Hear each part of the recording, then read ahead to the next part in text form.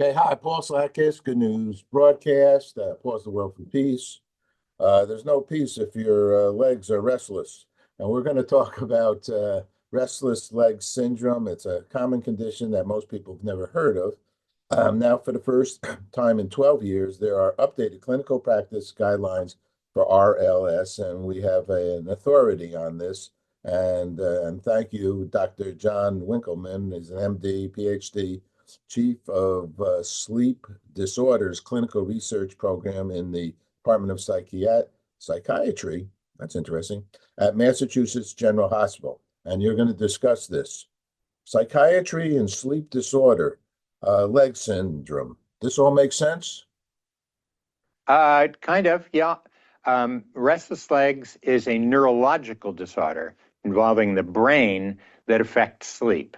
And the reason that it affects sleep is because the symptoms of restless legs are most common and for many people only present at night. Those symptoms are an urge, or many people would say a need to move their legs when they're at rest, meaning lying down or sitting. And the only way that they can relieve those symptoms is to get up and walk around. And as you can imagine, that's going to lead to a sleep problem. And that causes significant distress for people because they're sleepy, but they can't lay down. Then they have problems sleeping, and then the next day they feel tired and cranky. So, moving, and my brother-in-law had this, okay, which he now, I mean, he had it for years, and now he says he doesn't any longer. Now, I don't know if that's common, but I wonder, even with my own sleep, my legs sometimes, I feel that they shake a little, they move a little. I mean, there's moving, from one side to the other side, and then there's a little, tremorish thing. Yeah, yeah, yeah. What is restless leg syndrome? I don't know. Maybe I got it. I don't know. Well, you have to have that feeling of a need to move, but some people will have kind of little twitching movements of their legs. I wouldn't get too worried about that, Paul. Oh, Sounds like your brother-in-law, though, had significant symptoms. I'm glad he's doing a lot better. he did. He did. So people then should look for what? To know or to go to someone to speak to them about this concern.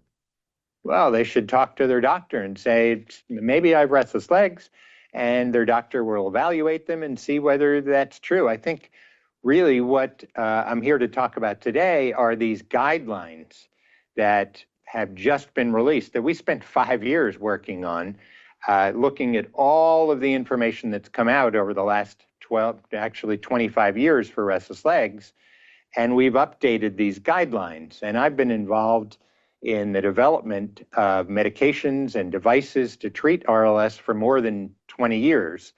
I've been a paid consultant to a variety of companies, including Azurity Pharmaceuticals, to develop new and better medications for restless leg syndrome. The big change here, Paul, Mhm. that from these 2024 guidelines compared to the previous ones is that the medications that we used to use and have used, that 2/3 of people in the US who are getting treated for RLS are using, these dopamine medicines, are no longer recommended as first-line standard treatments.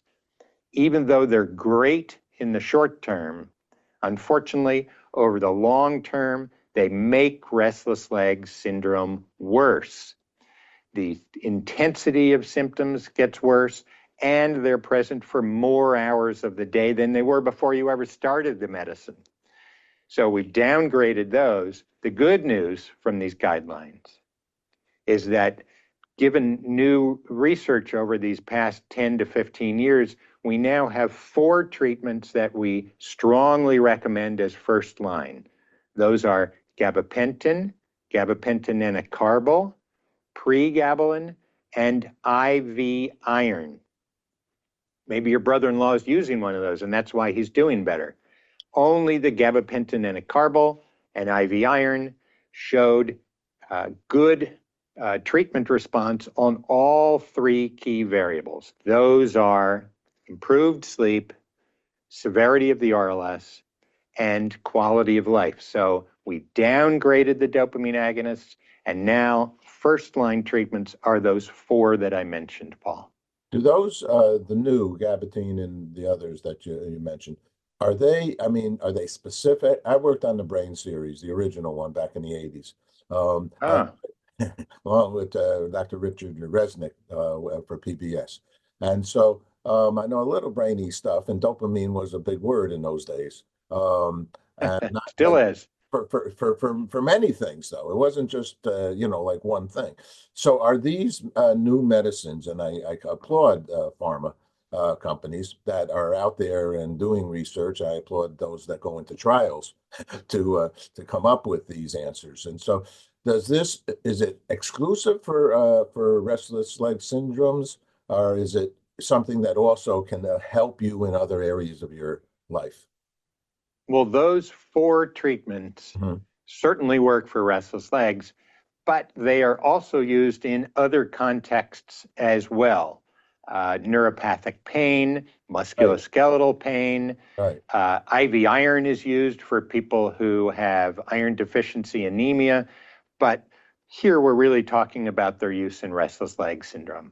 Right. Okay. All righty. Super. So when you work on a big study like that, are there some other findings that have come out of that, or that we should inform our audience about? Well, these are big changes, Paul. And so really, I'm just focusing on those big changes that those dopamine medicines that two-thirds of the people are using, we are no longer recommending as first-line treatments.